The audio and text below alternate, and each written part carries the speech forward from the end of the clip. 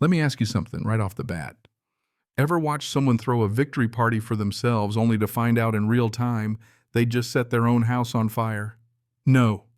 Well, let me walk you through the most expensive gotcha moment you've never seen starring me. A 60-year-old snowmobile trail and a woman in designer boots who should have just stayed in San Francisco. I'm not exaggerating here. She literally filmed herself paving over my family's trail, uploaded it everywhere, and smiled like she'd just won the lottery. She had no idea the only real prize was about to be her own bankruptcy. The best part, she handed me the evidence on a silver platter.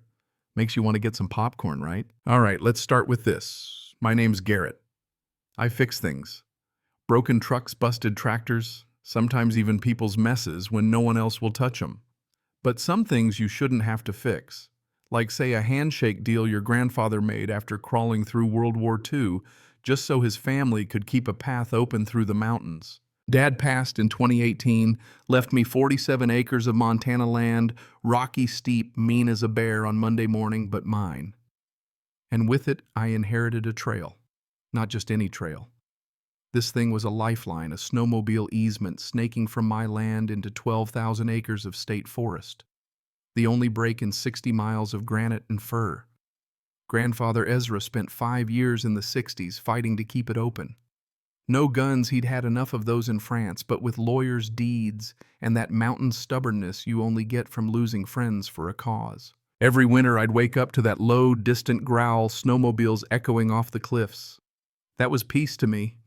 Christmas mornings we'd ride out as a family chasing our breath in the cold. Summers I'd walk that path with Granddad learning to read survey maps by lamplight, his hands rougher than tree bark.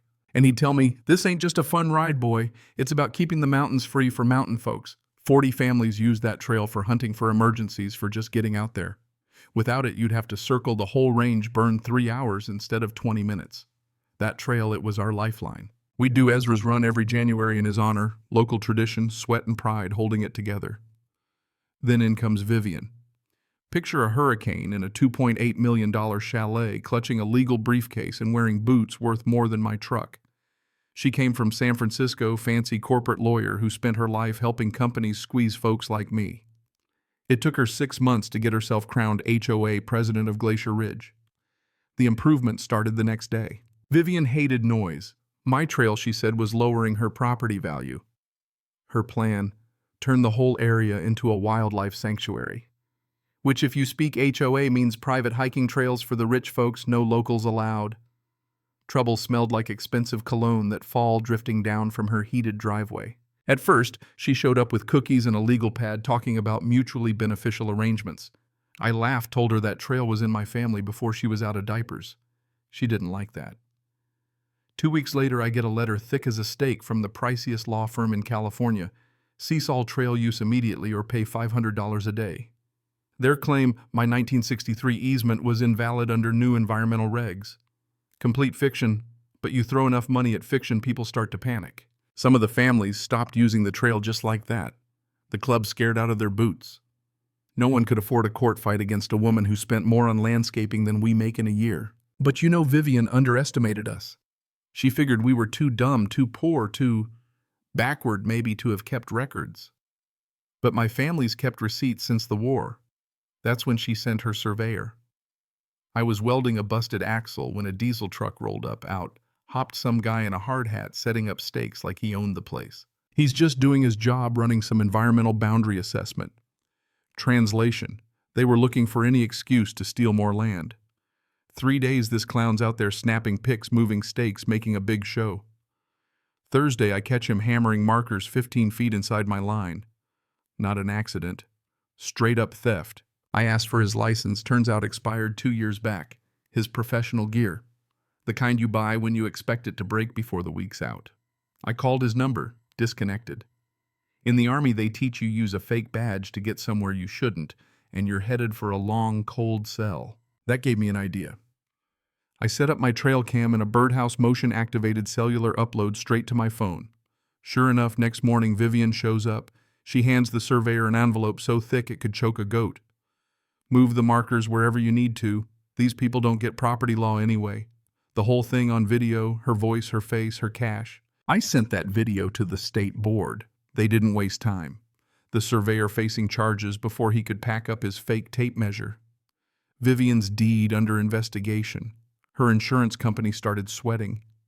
The local paper picked up the story, City Lawyer versus Mountain Family Round 2. Suddenly, a few board members started quietly telling me, "We're with you." Then the fake surveyor started talking to the feds. Vivian wasn't just some bored lawyer, she was in with a resort development corporation, shell companies, millions in play, all of it hinging on locking locals out. Still, she didn't stop. A week later, I get a notice taped to my shop. 47 pages of so-called evidence from the Montana Department of Environmental Quality. Apparently, my trail had destroyed rare ecosystems, contaminated water, maybe even changed the climate single-handedly. The photos showed erosion any idiot could see was from spring melt. Those rare flowers, you could still see the Home Depot tag if you zoomed in. The state inspector, Dakota, shows up. She's expecting Chernobyl. Instead, she finds a trail maintained better than most city parks. Hand-built drainage, native grass barriers to keep people off sensitive spots. "Where's the damage?" she asks, sounding genuinely confused. I hand her 40 years of reports. Pre-existing use trumps new regulations unless you can prove real harm. And then the kicker, I show her those flowers. Not only do they not grow here, they were plastic. She nearly laughed herself off my property. But the report did more than clear us. It proved the environmental complaint was just a front for development. All that survey data in her report. It was construction planning, nothing to do with snowmobiles. Vivian cornered, tried to bribe Dakota, then threatened the university scientist who signed off on our trail. Emails showed shell companies buying up hundreds of acres, all tied to a $15 million resort expansion if and only if they could kill our trail. That's when the local environmental groups turned on her, apologized for getting duped, and joined our side. But she wasn't done. Next up, she hit us with the Americans with Disabilities Act. Claimed our trail had systematically discriminated against the disabled for 60 years. $2.7 million in damages, or rebuild the entire thing for wheelchair access. Picture ramps on 40-degree slopes. You couldn't even build them if you tried. Thing is, I knew the law. Primitive trails established before 1990 are exempt. You can't apply new standards retroactively, and frivolous lawsuits get punished. I reached out to the local disabled vets group. They mobilized like it was D-Day. "She doesn't speak for us," one of them said. "We crowdfunded our legal costs in 2 days flat. Even the American Legion gave us their conference room." Vivian got desperate, anonymous threats to local business owners, insurance cancellations, private investigators hounding kids at school. The smell of black SUVs on Main Street was thicker than morning coffee. But she made one last fatal mistake. The whole time, her lawyers had missed a clause in the old contract. When Granddad granted road access to the ski lodge, he made it reciprocal. If they ever shut our trail, they lost all rights to cross our land permanently. Which you know is awkward when every chairlift, chalet, and kitchen delivery has to cross our quarter-mile road. She wanted to hurt us. One signed document and $47 million in resort investments would become a ski resort-shaped paperweight. So I waited. Let them pour money into the season. Let them sell out the chalets, book 4,000 skiers for Martin Luther King weekend. Let them get cocky, pour concrete barriers across my trail, make it permanent. All of it caught on camera. All of it in violation of the contract. When it was done, I locked the road. That Monday morning, 4,000 guests found themselves trapped on the wrong side of a mountain staff, couldn't get in, chairlifts hung quiet as a graveyard, and the CEO was standing by my road closed sign, begging to know what I wanted. Respect, I told him. That, and for you to read the contract before you start bulldozing other people's history. The sheriff, the feds, local news, even the FBI, everyone was there. Vivian got cuffed for bribery and fraud. The resort went bankrupt, sold for pennies to a trust that restored local access.